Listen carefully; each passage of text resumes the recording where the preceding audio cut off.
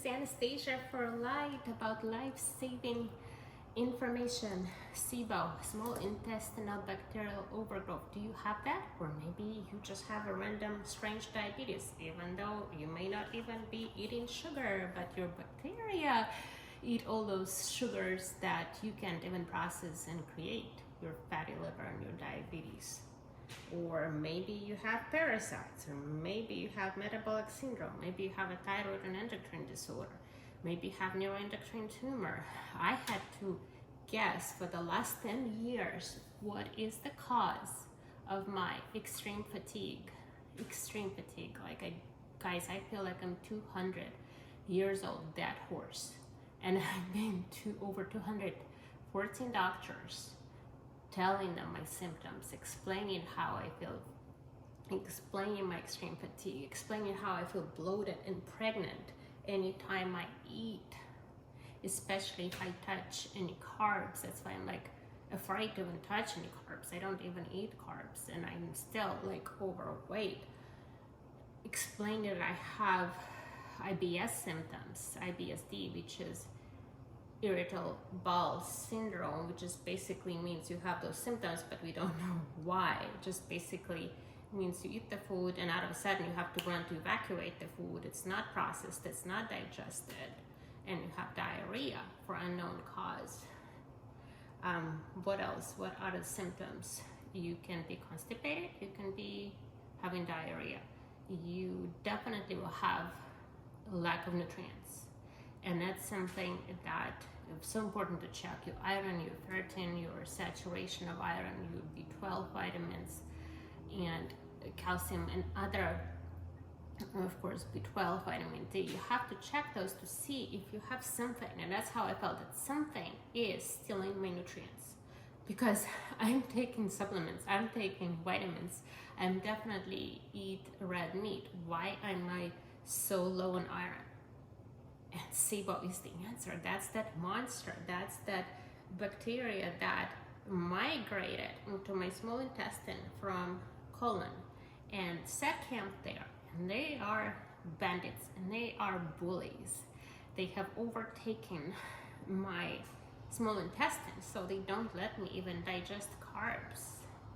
They don't let me absorb the nutrients. They just sit in your intestine if you have SIBO, and they steal nutrients and they release toxins, and your body is spending so much energy, tremendous amount of energy, fighting back those toxins, trying to mitigate the bad guys.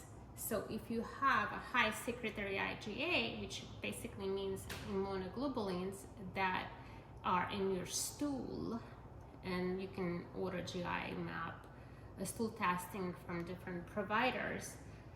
Unfortunately, those stool tests will not, even the high-end, the ones that your insurance doesn't cover, they would not show those bed bugs in your small intestine or in your colon. But if you have a high secretory IgA, which is I kept asking, why do I have high zonulin, marker for intestinal permeability, when I eat so healthy?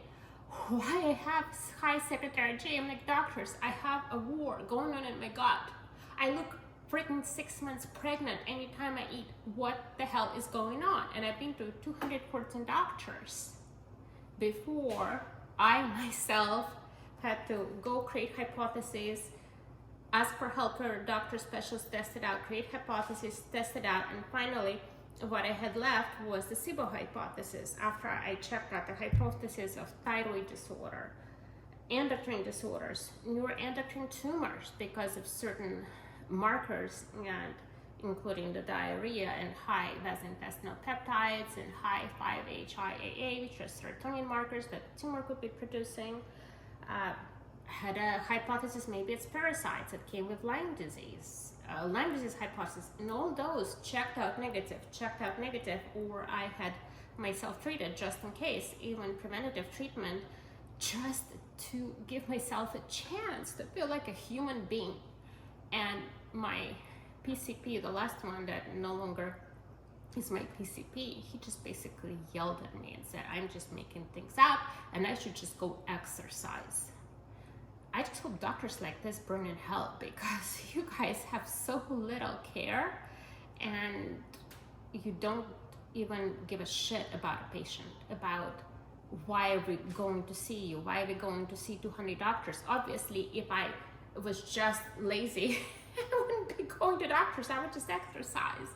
But when you have SIBO and there's a monster that's stealing all your nutrients, and then you use all your energy to try to fight those toxins that are invading you from the inside, from your gut, how do you think you feel? You feel like a dead horse that's 200 years old, a dead, beaten horse. And that's how I have felt for the last 15 years because of all the abuse and suffering that I have been through, which has destroyed my natural defense, because I've been through so much, rapes and assaults and persecution by my ex and his family, that my natural defense just has been broken down.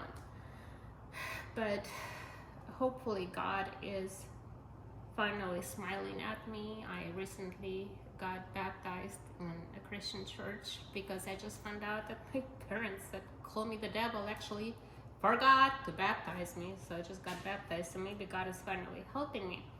So I had researched SIBO. I've asked my wonderful gastroenterologist to provide me the test kit, paid for the test, $200, and you do kind of a home test, and it's a 2-day process. First day, you eat nothing that can feed that SIBO small intestine bacteria. So basically all you eat is fats and protein, maybe a little spoon of olive oil. That's it. No vegetables, no fiber, no artificial sugar, because those monsters, they can process stevia, they can process maltodextrin and honey and fructose. They can process all those things that even some of them you can process. So I did that, and the next day it took me 3 hours because it was 10 test tubes, and you breathe into one tube, then you take the solution. It could be glucose or lactulose. So mine was lactulose, maybe because I'm technically diabetic, or maybe because it's more accurate, I don't know. But when you do a test, make sure it's a tri-gas test. So if you're going for that expense, if you're going for that trouble, just make sure that your doctor provides you that tri-gas test, because the goal is to find out what type of SIBO you have. If you have SIBO, do you have hydrogen SIBO? Do you have methane SIBO? Do you have hydrogen sulfide SIBO? Or some combination of those? Because based on those test results, you would understand what bugs you have to push back, what do you have to combat. So I did that, and then you breathe in those tubes, and basically what happens after you drink the lactulose, that's that sugar that the bacteria can process, and then you breathe every 15 minutes, and you mark the tube, and you mark the tube, and seal the tubes, and then you ship it to the test site. I did the CDI test, but it was only 2 gases. I recommend finding the tri-gas provider.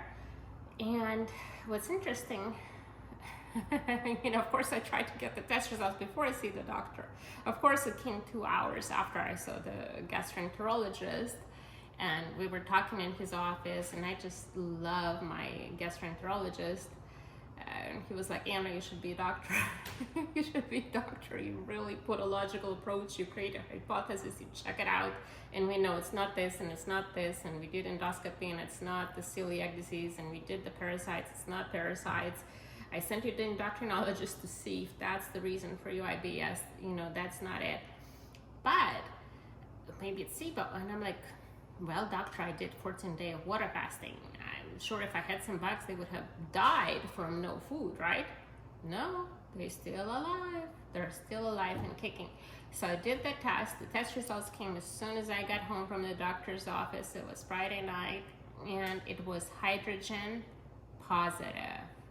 Hydrogen gas is not produced by a human.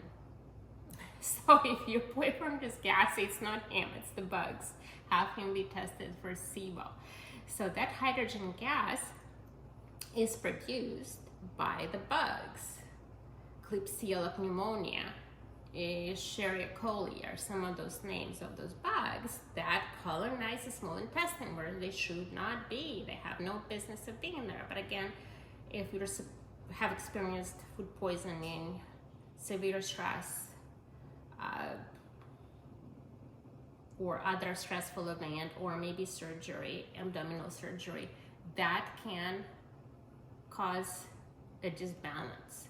I think in my case it was like rape, drugs, lack of sleep, being in hospital care, and because they didn't let me sleep and recover but gave me a bunch of drugs, that disrupted my microbiome and everything went downhill. And it's been like so many years of suffering and feeling like I'm dead horse, seriously. So how do we combat this infection? And I, again, have studied this. I have put my hypothesis. I have sent it to the doctor and said this appears to be SIBO because positive test clinical signs such as nutritional deficiency. Basically, somebody is stealing my nutrients. Even though I take iron supplement twice a day, I am still super low in ferritin. Well, where does it go? It goes to this freaking bug. It must be some Iron Man bug that likes iron, building something in my body. So then extreme fatigue, extra weight, diarrhea, carb intolerance, a lot of food sensitivities that make no sense. Like mushroom are a girl's best friend. Like I eat a lot of organic mushrooms, but somehow I'm allergic to mushrooms. Why? It's because the bug freaking disrupts my microbiome, disrupts my stomach lining, creates a leaky gut, creates this environment of inflammation. So yeah, the body's fighting everything, it thinks that everything is a weapon. And especially if it disrupts the processes of processing carbs, processing, vegetables, which are also carbs, and disrupts that process, of course, I'm gonna be intolerant to garlic or mushrooms, which makes no sense. So if you have those intolerances, if you have disrupted period or thyroid, it could be coming from SIBO. That evil imitator can disrupt everything in your body. And unfortunately, American healthcare says, well, take Imodium or take Tums, instead of saying, oh, let's find out what is the problem. Why is your period irregular? Why do you have this strange diabetes when you don't even eat sugar? Why do you have non-alcoholic fatty liver when you're not eating sugar? It's because this freaking gut, small intestine SIBO bacteria set up a little brewing factory. Anytime you eat some low sugar chocolate or even celery stalk or kimchi, guess what? They ferment the shit out of the thing. They create a whole brewing factory, create their own alcohols and toxins, and then all of a sudden you have fatty liver, metabolic disease, diabetes, cardiovascular disease, your whole period is gonna stop, you're fatigued, and you look freaking pregnant every time you eat. Does it sound familiar? So please share this with your loved ones. Share this video, comment, because otherwise I don't know if you guys care. I don't know, because it seems like YouTube is hiding my videos, and I think they're life-saving. So what do you do? Today got my miracle medicine, so follow me to see what will work out with this. This is Xifaxin or Rifaxin. It was created by a small lab in Italy, and it's a life-saving medication. They call it antibiotic, but it's very unusual antibiotic. And I suggested this to my doctor. I wrote why I think I have SIBO. I provided the support for the labs, and I suggested this treatment. And he said, absolutely, this is what we think is accurate. We think it should be, doctor. We agree with the dose you think. We agree with the medication.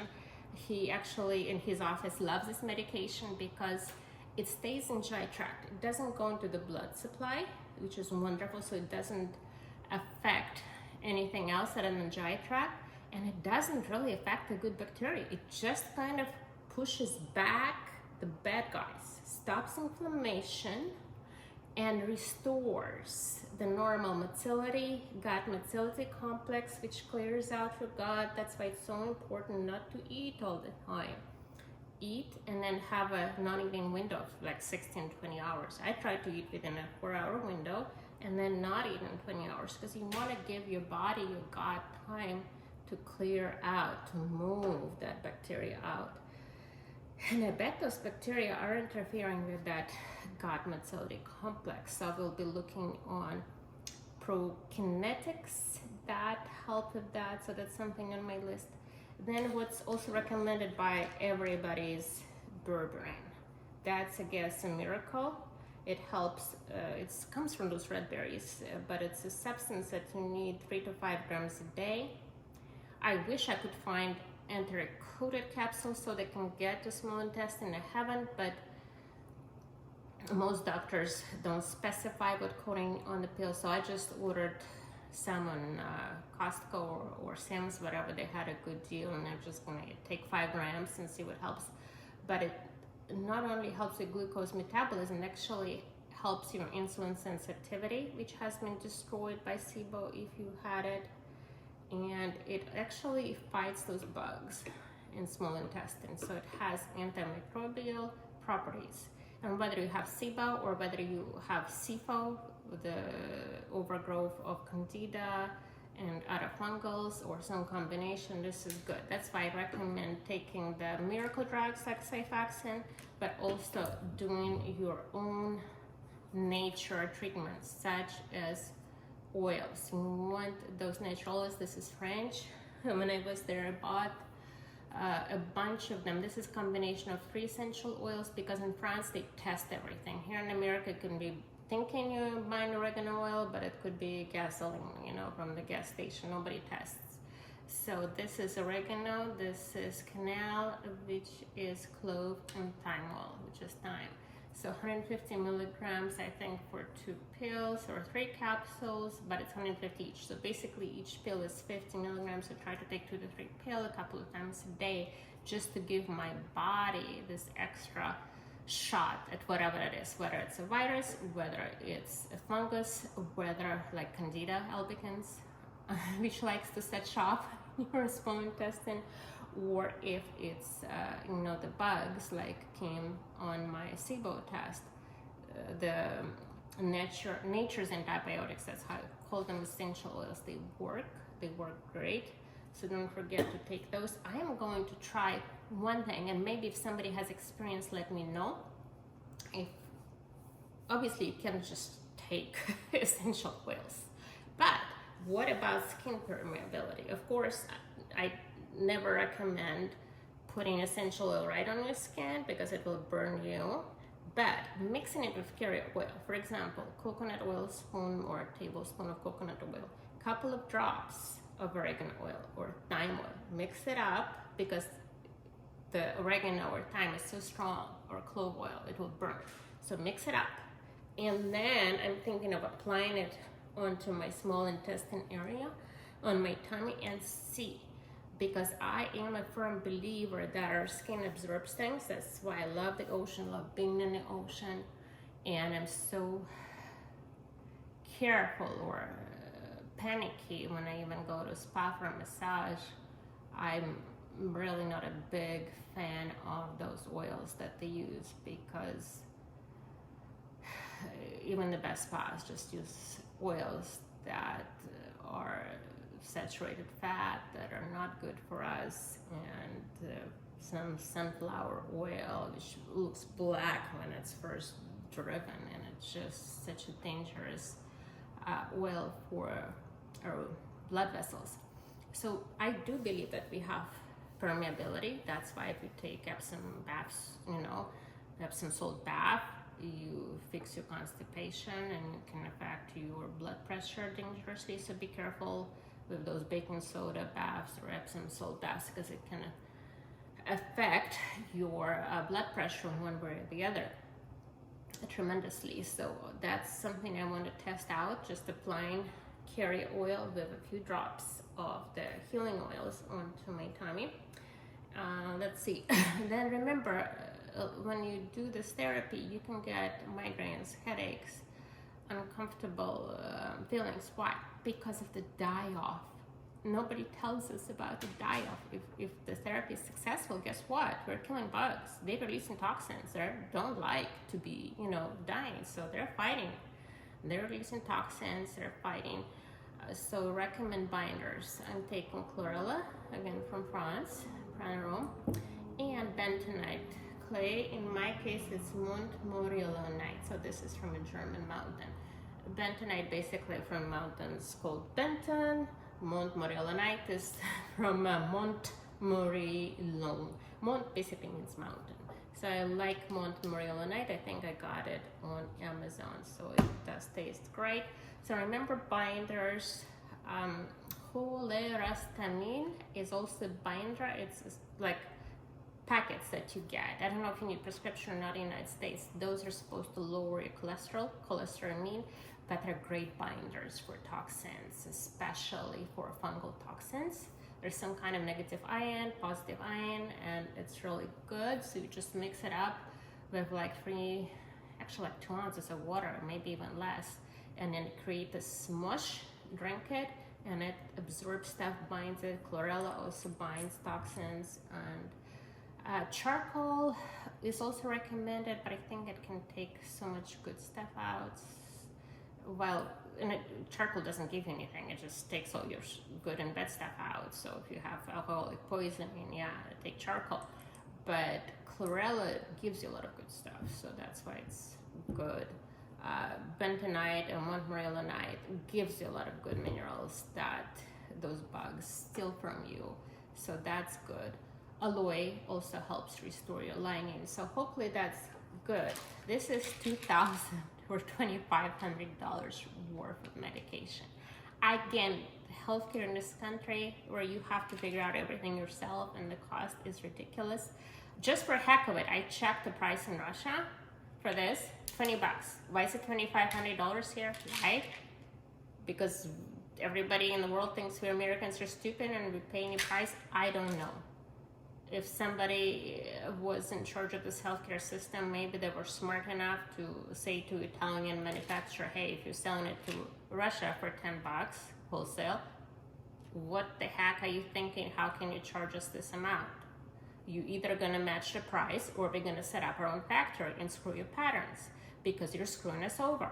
But I guess the people high up in this country are making billions of dollars, and that's why they have those private jets and palaces and mega yachts, because people like you and me are just screwed over. And we get the shitty healthcare where we see a doctor for 5 minutes and he yells at us for asking questions and want to get better. So this is my hope that I will gain my life back. Again, I've been feeling like a dead horse because of this SIBO, small intestinal bacterial overgrowth. Please share this message. Please comment and share your stories, because I want to know if this helps. I want to know what experience has been with Xifaxin and essential oils, and what have you taken to help the gut mobility complex to move out, push out those bacteria down the colon and out and about they go. So this was Anastasia for Light. You have a good day and let's get better. Namaste.